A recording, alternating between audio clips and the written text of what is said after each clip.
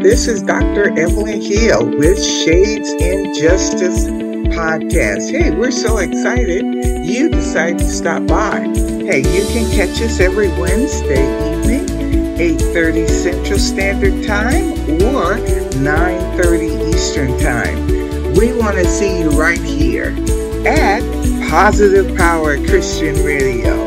Again, this is Dr. Evelyn Hil with Shades in Justice podcast, a chance where you can hear about justice and injustices here in our country. Again, Dr. Evelyn Hil with Shades in Justice podcast.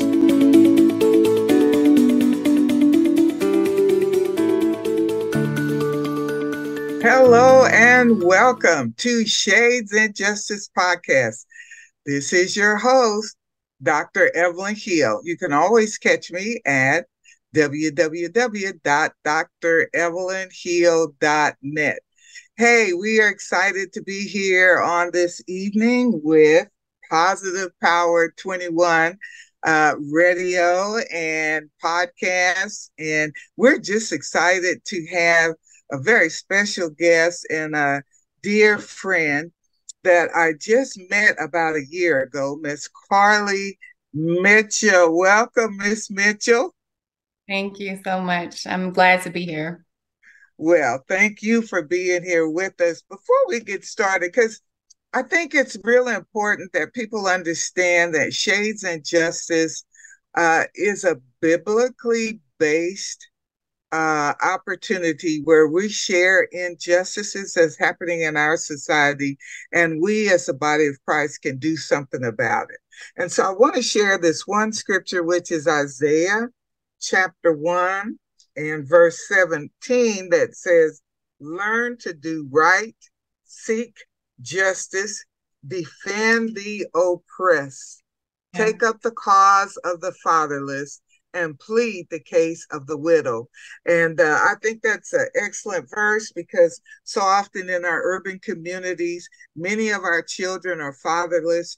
We have many senior citizens that are widows or widowers, and we have many that have been oppressed by systems that cause barriers that hinder folks from being helped, especially those in disenfranchised communities. So we just bring attention to that. It doesn't matter what denomination, doesn't matter what church, we're all here together trying to do the work of the Lord. And so tonight, Carly, you are a special guest and has a very unique story, especially for someone from your age group. I'm amazed at the work that you have done and the work that you still do in our community. So before I spill the beans, Carly, would you tell us just a little bit, first of all, about where you work, how long you've been there, or any of those statistics? And then after that, share a little bit about your story. Excuse me. Okay, so again, my name is Carly Mitchell. And I currently work with the city of Kansas City. I work a lot in collaboration with KCPD to identify and support individuals with a high risk of retaliation. So the program that I'm currently working for is called Partners for Peace. And it is a fairly new program. It is about a year old now.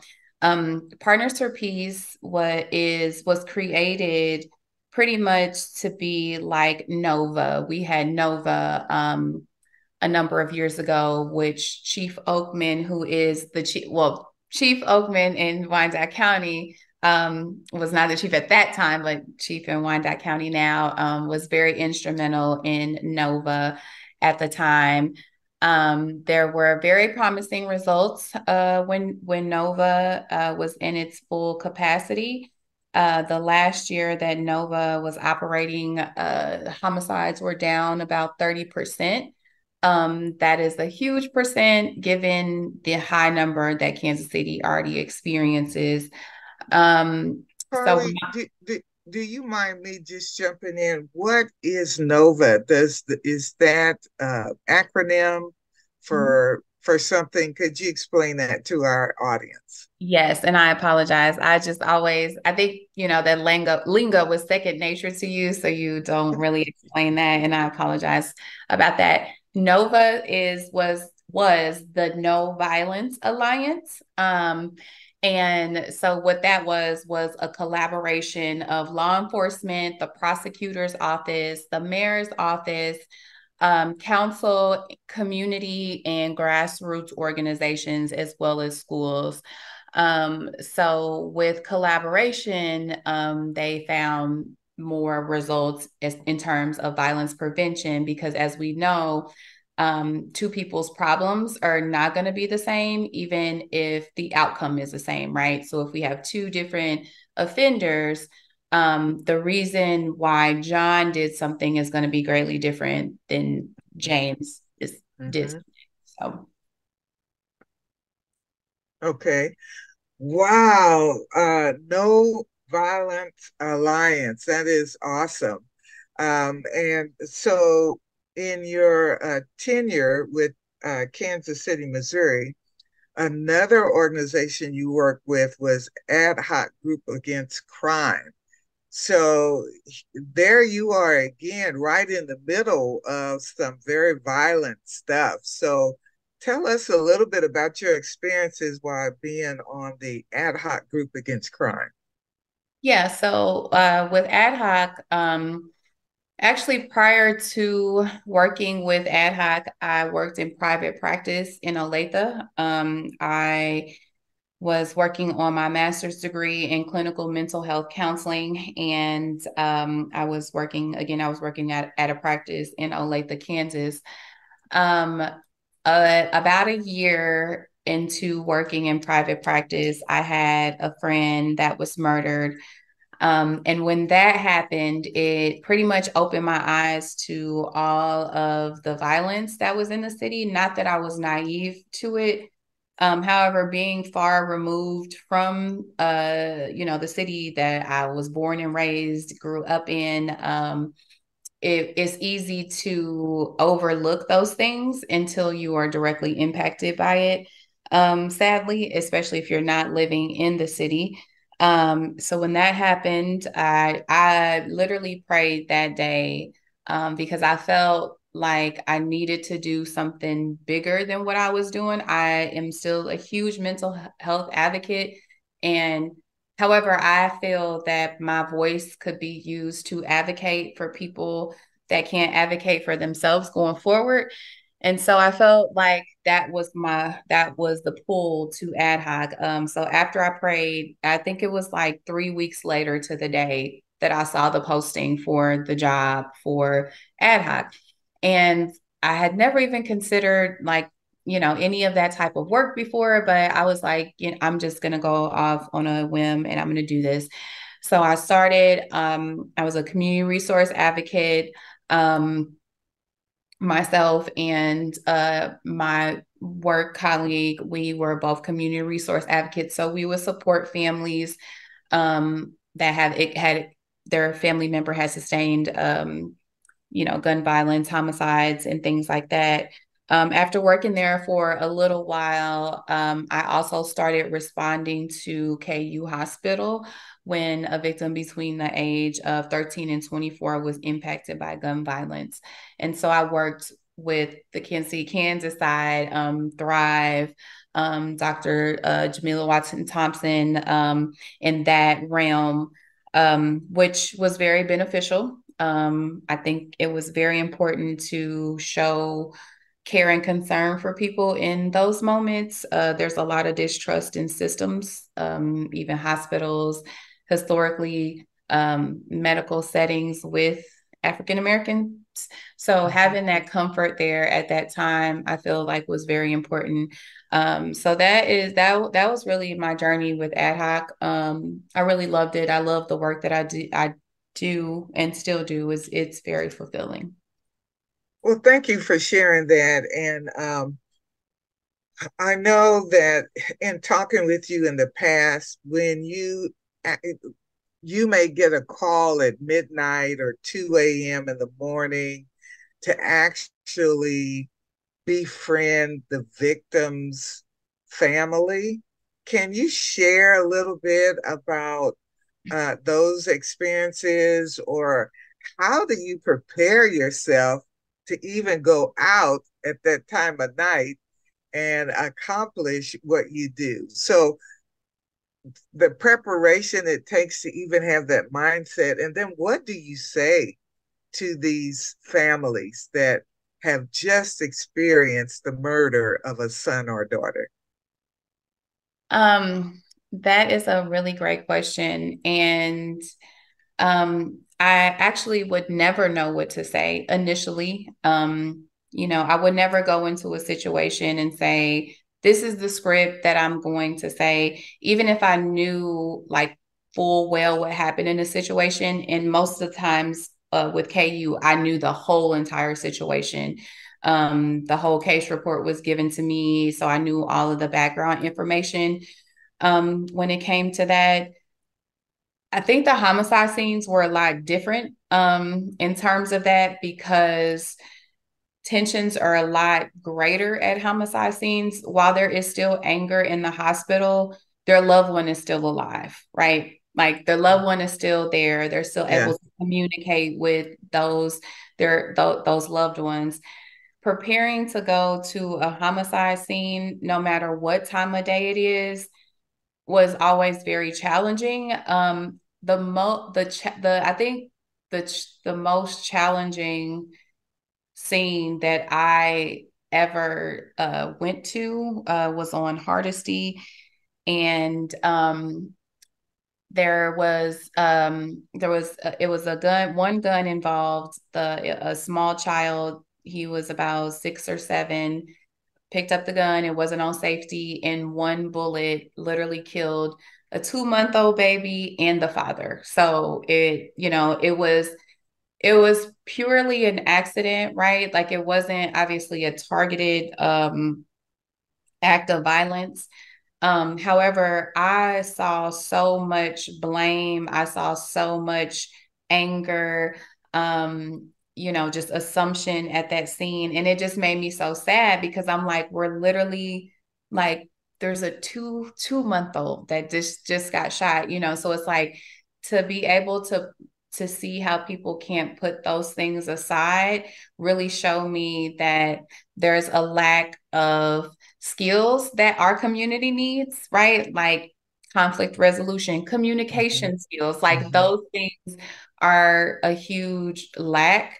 And so it's really sad. And also working with a partner in situations like that really helped because there would be times to me mentally that I might not feel like I was able to handle this situation, especially a lot of situations involving children. And although my partner had children, I think men are able to compartmentalize things a lot different. Like as women, we're just so emotional, right? So Yeah. there would be times where I might have felt like I can't handle this. And so then he would be able to step in that role for me to fill in. And I think that's really important to be able to have that support system in this work. Mm-hmm. I say often that it is a very thankless and silent area to work in. However, it is a very loud field to work in, so it is. And it's very needed. It, Who would do that? These are horrific accidents and acts of crime, and somebody has to be able to go in and talk to these families and help these families after they have been victimized by a crime or an accident. right. And I got a couple of questions about this case. She said one bullet killed both the 2-month old and the father. So did the bullet like go through both of them? And it was just, Yeah, so basically it in retrospect, the mom was holding the baby, right? Like baby was asleep in the arms right here. uh-huh, And dad was like on mom too, right? So okay. It was like that's how it was. Um, Wow. and even going to the funeral, Uh-huh. there that those few, a couple of funerals really, really got me. That was one funeral that got me. We didn't even actually stay, but seeing a casket like that small, like really was very hard for me. Uh-huh. And we also went to a funeral of a mother she had five children, and I mean there was this 8-year-old, and I distinctively remember because my daughter was 8, and so like she just got on the microphone and was like, I don't know what I'm going to do without my mom. I wish I can jump in the casket with her. And that it it it just shows you the ripple effect of violence. Like it, of course, is going to affect the child, but her statement affected everybody in that room, right? Like Oh everybody yeah, in that absolutely. funeral. So Yeah. it's like, and I didn't realize how much violence does affect so many people, right?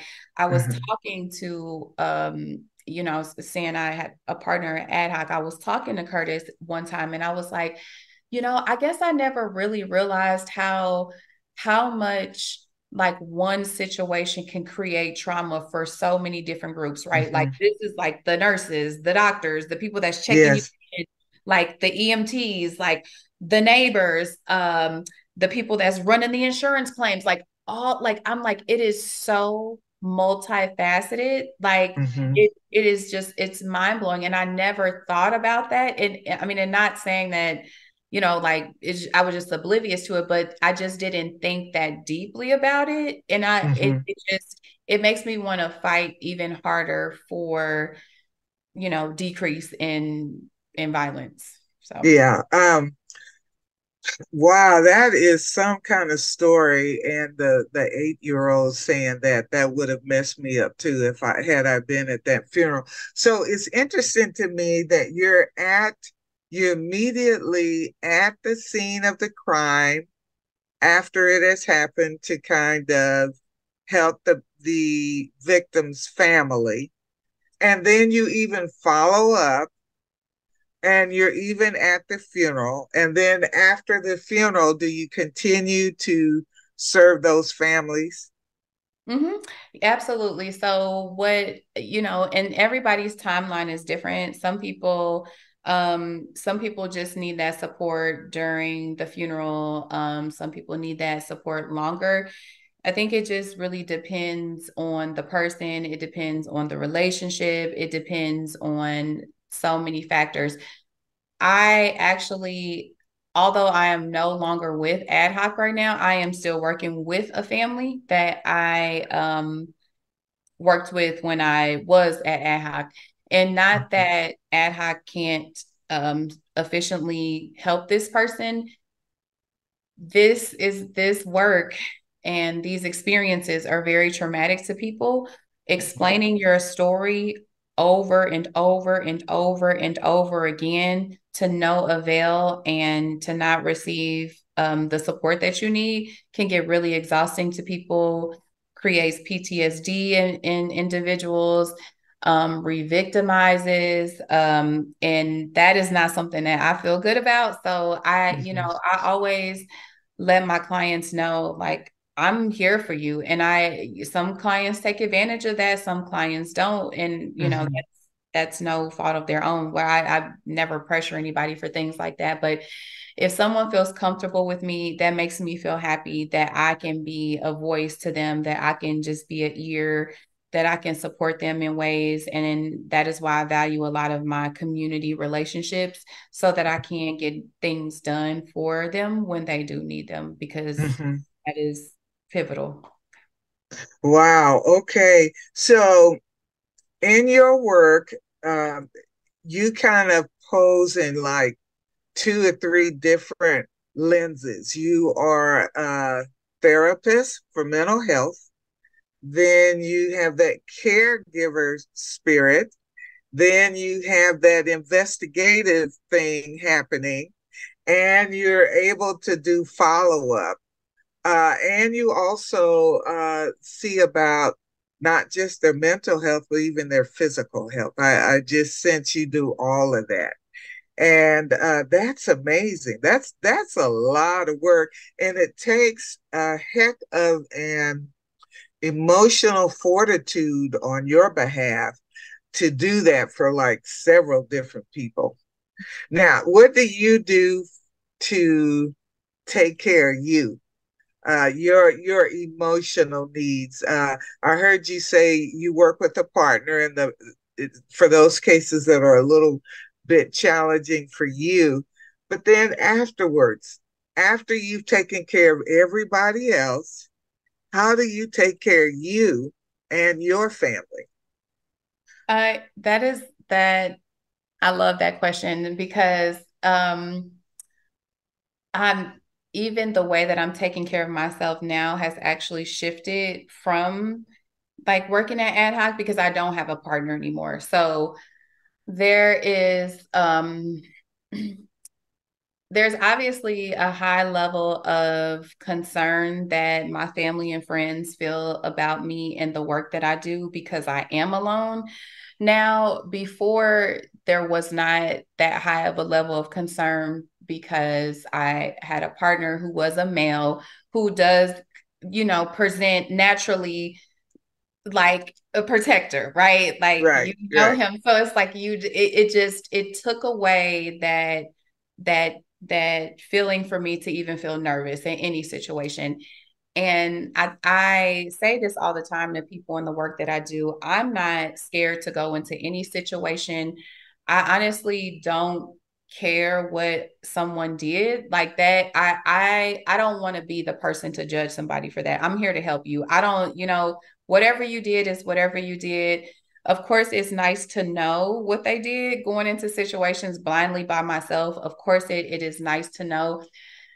I don't fear the work that I do and the individuals that I meet with because I feel like my path is already ordered and whatever is going to happen to me, whatever like my path is going to be my path. So I'm going to enjoy life to the fullest and I'm going to give to the fullest to my clients despite anything else because that is what they deserve.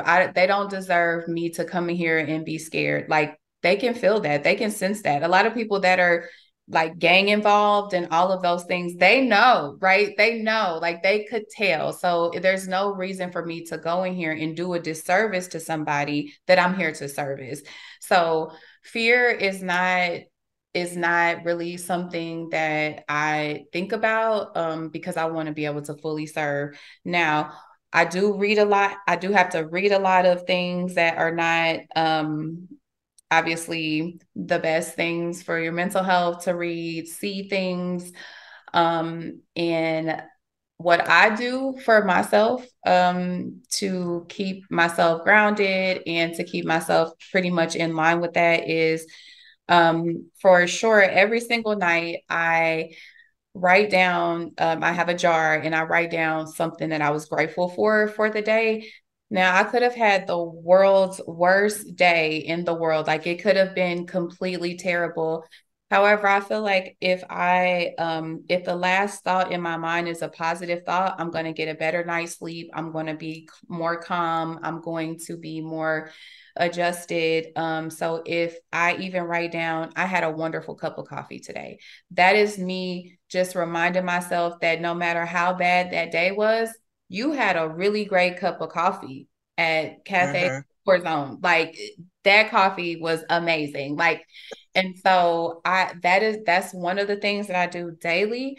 I also Mhm. do Legos. I'm a huge Lego fanatic. I have a whole display case in my extra room back there. And for me, it takes my mind off of everything because all I'm doing is focusing on the next block. Like I'm not thinking about anything else, like because I can't, because I have to follow the directions or it won't turn Uh-huh. out right. So Mhm. it's a very mindless yet fulfilling activity for me to do. So Mhm. Mhm. I do Legos. And lastly, At least once a month, I do go to the Getaway House. It is in Osceola, Missouri. It's a little cabin. I go there for one night and I disconnect and just like turn off both of my phones. It's a lot to have two phones, so just turn off my phones, just focus, read, and just relax. And so I make very intentional time for myself because it's very important. So Oh, that is good. The only thing I absolutely could not do is Legos. I usually try to throw as many of them away as possible. So because I remember they were just all over everywhere. So thank you for sharing that, and thank you for taking care of you. What a phenomenal amount of responsibility that is on your shoulders with those families and your job, and then your own family. Um, you shared a story with me, which was a personal story about a season when uh, you felt like some things were not justified, when you experienced an injustice from the police department in the community at that time.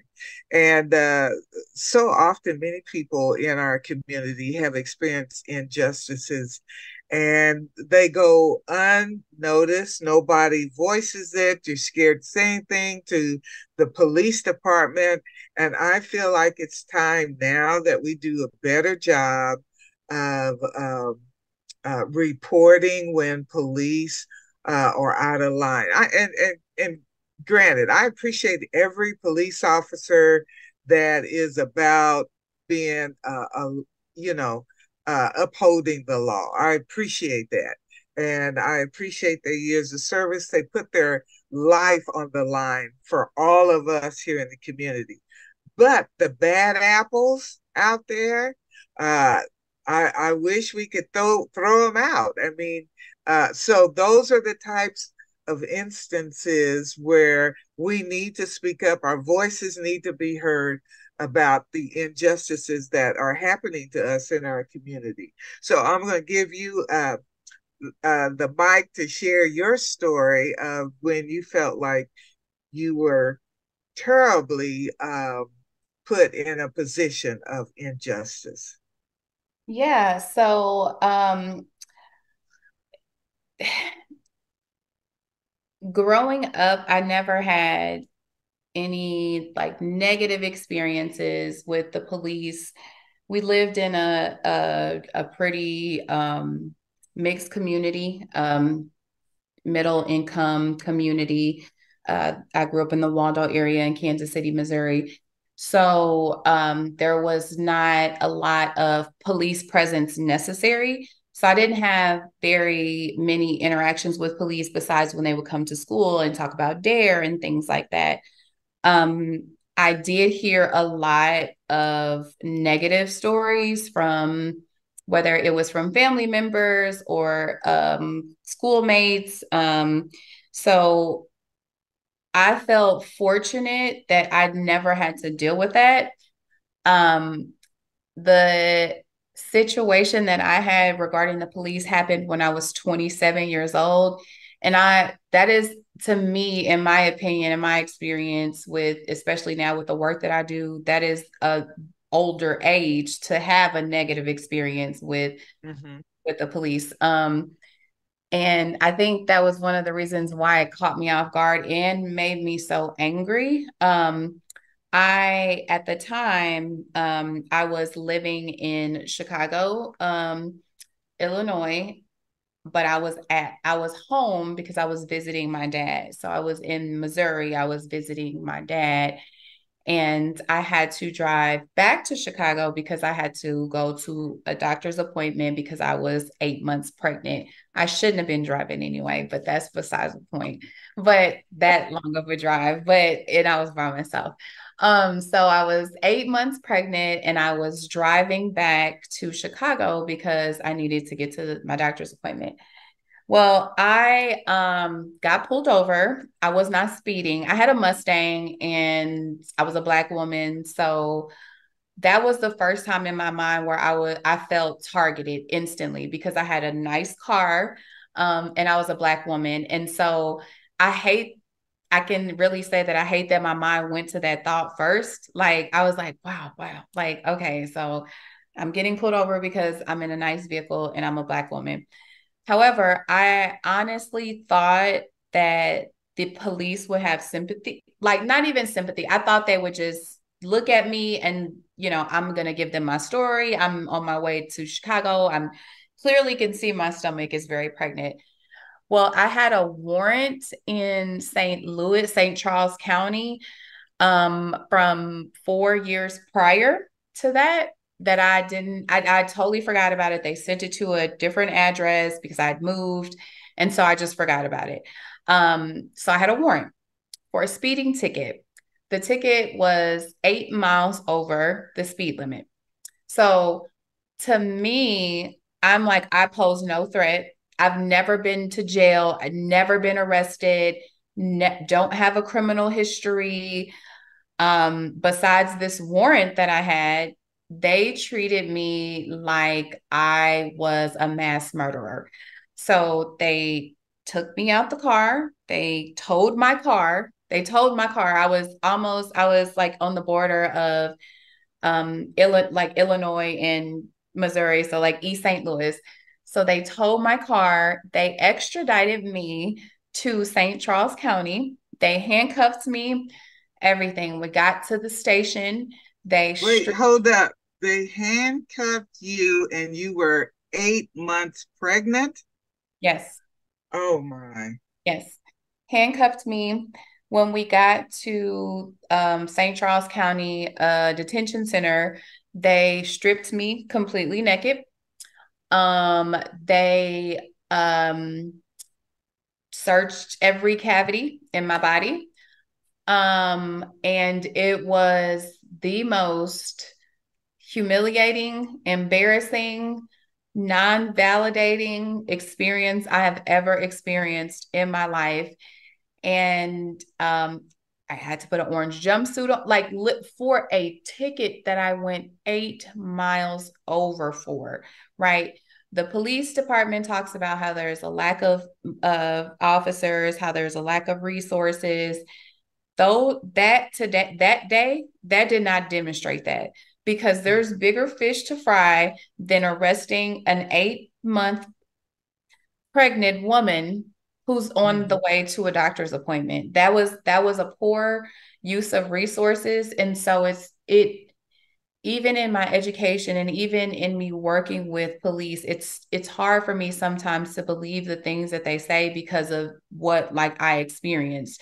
And Mhm. so even though that they can't take people to jail for that anymore, since that was that almost 10 years ago now, it was still a very degrading experience. I told myself I would never ever speak to a police officer ever again.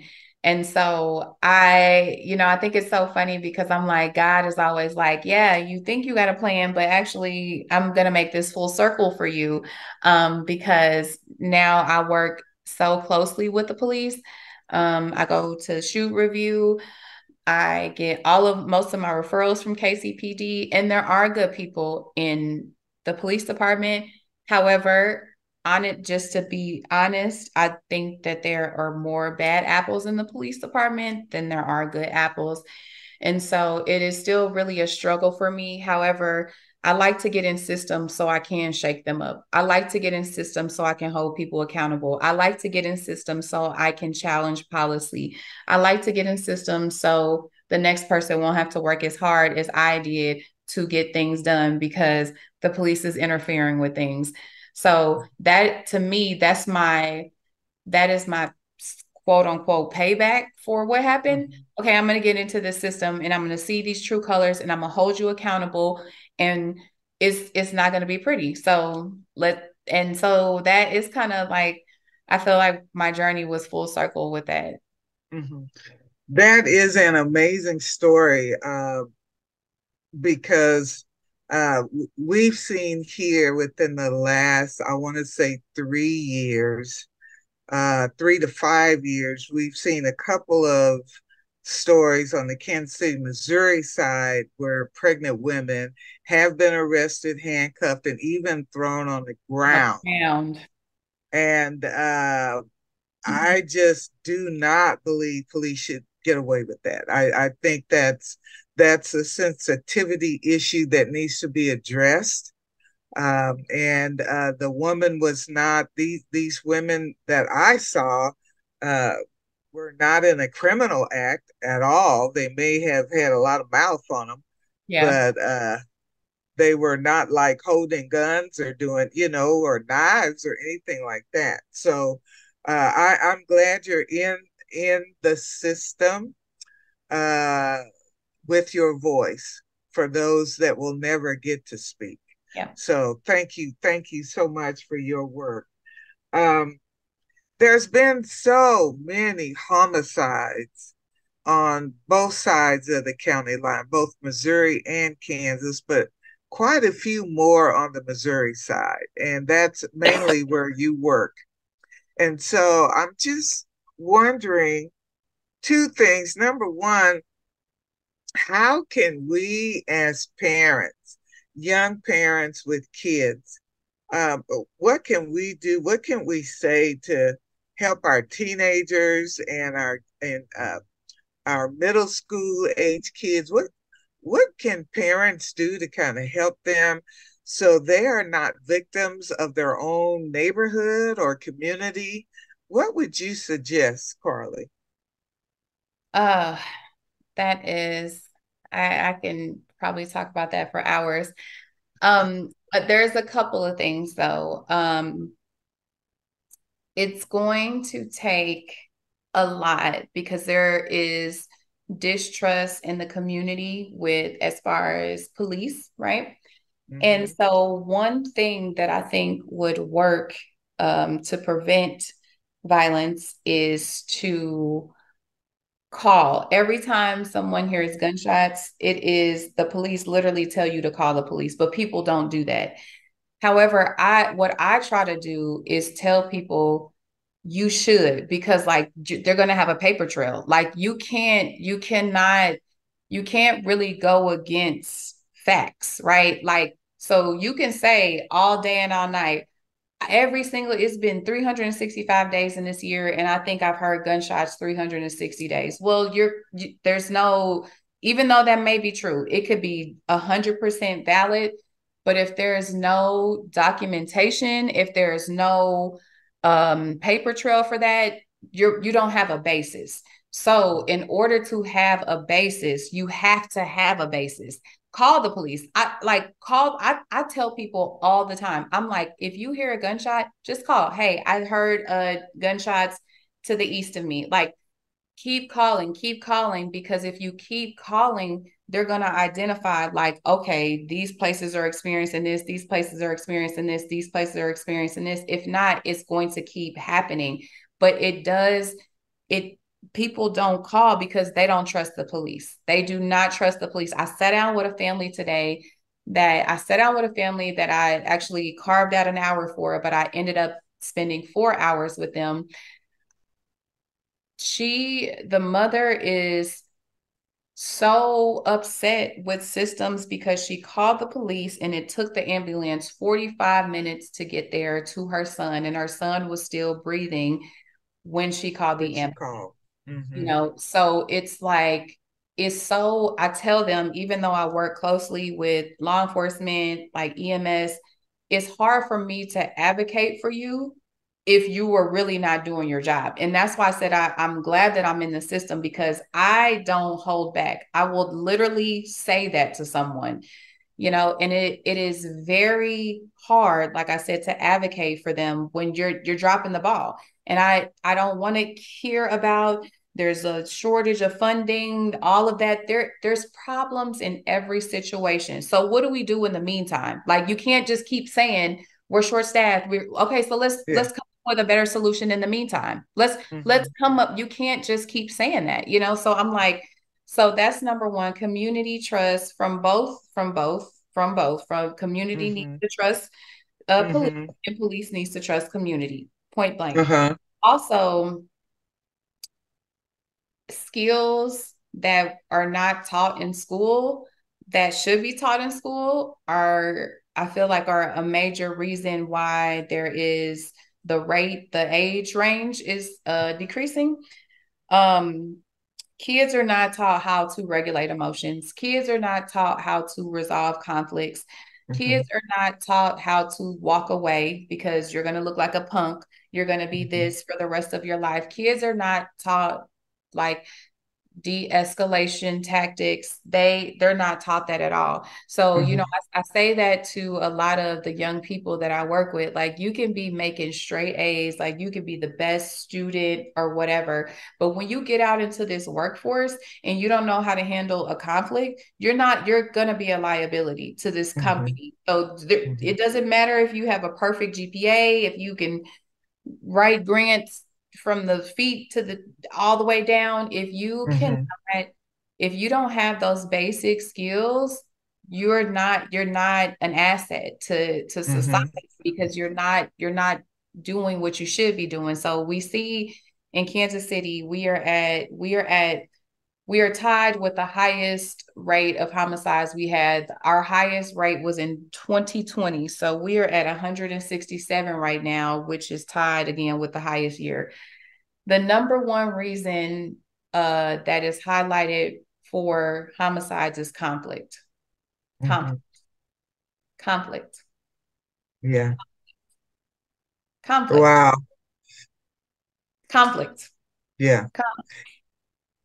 And so we really got to get a handle on how do we handle conflict. So it's not just the kids that It's don't the adults handle too. exactly. It is it And it's in the political arena, it's in the church, it's at the schools, it's in our neighborhoods, it's in our communities, it's in our city halls. Everywhere we look, there is conflict. And it's so easy to blame the next person instead of yes, all of us yes. figuring out a way. How can we learn how to work together? Doesn't mean we agree on everything, but we don't have to You don't pull have out to be, knives and yes, guns and start slashing people's tires and busting windshields and cars. We don't have to do that. you do There not. is a better way. So thank you for bringing that point out. Uh, we all have to do a better job handling conflict, and we'll talk about this at the next time. I actually offer a conflict class that I've taught, and I think you do teaching with conflict resolution also. So it's plenty out there for us to learn, and so thank you for sharing that. That's pretty awesome. I got a couple more things I just want to ask you about. Uh, the Breonna Taylor case has come up again because one of the officers that went in and shot up both her apartment and the apartment next door is on trial again. In my opinion, they all should have went to jail. In my opinion, most of them didn't. And to me, that is a huge area of injustice. That's in my opinion. Yeah. I'm not a police officer, but I am a mother and I believe in justice. Yeah. And if I went in shooting up a house, even though I was considered a police officer, I don't think I would have got away with it. I No. think I would have been at least had a decent trial. I think the district attorney's office would have definitely wanted to charge me with the crime. Mm-hmm. But these guys, in my opinion, got away with murder. And that's, I'm not even talking about Viola Davis and that TV show, How to Get Away with Murder. Yeah. This is just in your face injustice, in my opinion. So, uh, one of the questions I wanted to ask you was the no knock warrant. Now, here in Kansas City, Kansas, we did check with the police department here, and they no longer have the no Yep, knock warrant. they And do. what about the Kansas City, Missouri side? So the no knock, it's the same in Missouri as well. So the no knock warrant stopped. They stopped it in 2020. However, um, police are still able to stop people if they have, and I'm air quoting this, reasonable cause. So and reasonable cause is not defined in that law. There's no like reasonable cause is if this person's light is missing or they're not wearing a seatbelt. Like there's no like Webster's dictionary breakdown of what reasonable cause is to police. Reasonable cause is reasonable cause to that person. So my Yeah, reasonable cause may be different than your reasonable cause because of our separate experiences. I may pull over a black man because I've been victimized by a black man. And that in my mind, that's reasonable cause. You might pull over a white man because you have been victimized by a white man, and that is your reasonable cause. And so it is still a very gray area to me. It doesn't, it's still the no knock call. Like it's still the no knock thing. Like that's still what it is, right, because you can't say it's no longer. However, unless police have reasonable suspicion that this person is going to have like commit a violent act, how there's no one in, like you can't predict if someone is going to have a violent act. And first of all, police are not even trained for that at all. They're not trained to guess if someone is going to have a violent act. I don't right, even, like, even as a mental health expert, like you are sitting in a room with a client for multiple months and you don't know for sure if this person is right, going to do a violent act, even right, though you have been trained in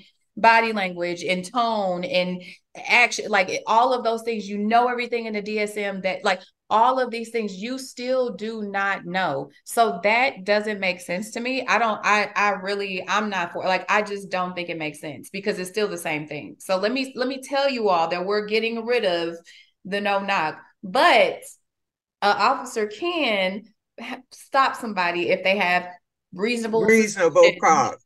And let's explain what a no knock warrant is. It's when a police officer can bang in your door with without no knocking, yep with no without letting you know yep that they're police. They don't even have to wear a uniform. they That don't. was so it's just it's unjust. That's the It's, nicest way I can say it. It is unjust. And so we have developed good relationships with police officers yeah, here in KCK, and you have both on the Missouri side and the Kansas side.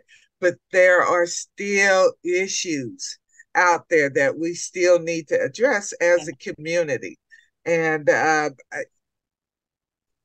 with so much going on, we want to make sure that our voices continue to be heard. And all while I was growing up, I heard Proverbs chapter 31 talking about the virtuous woman, but nobody ever read this scripture to me. Speak up for those who cannot speak for themselves. This is Proverbs 31:8 and 9. For the rights of all who are destitute, speak up and judge fairly, defend the rights of the poor and needy. So, yeah, over and over again, the people that you have worked with are those that have been oppressed, yes, those who are needy, those that are fatherless. It's just so thank you for the work that you do.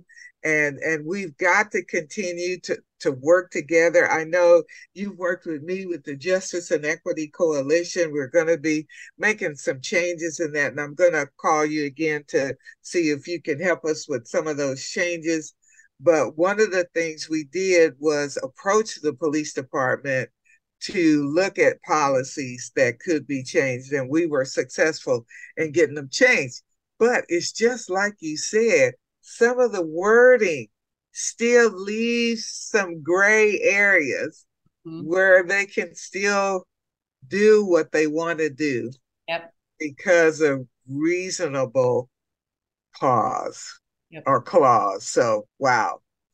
All right. Well, thank you, Carly. What an exciting episode we had on today. Are there any final words you'd like to say before we end our session?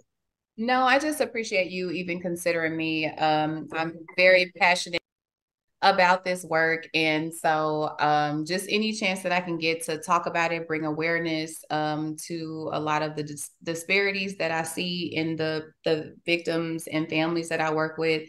I just love to highlight it because I'm a huge advocate for that. So I really appreciate you having me on today.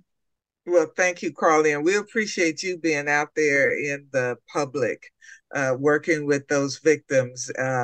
You are fearless. I know we can't call you Superwoman or anything like that, but that's just all you need is a big S, or that's all you need. But we appreciate you, and we know that the Lord is using you in great ways. And I want to encourage others that have a passion to do something. Don't just sit down and do nothing and just do Facebook and Twitter and all that. Get out of the house and do something for the Lord. Do something for other sisters and brothers. Be a comfort, be a word of encouragement along the way. So again, this is Dr. Evelyn Hil with Shades in Justice. Our special guest today was Carly Mitchell. And hey, you can catch me anytime at www.drevelynhil.net. Until next time, bye.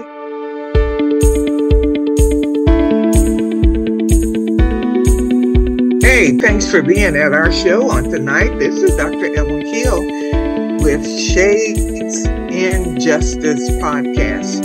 Another great evening to be alive. Hey, this is Positive Power Christian Radio. Dr. Evelyn Hil with Shades in Justice podcast. Hey, see you next time.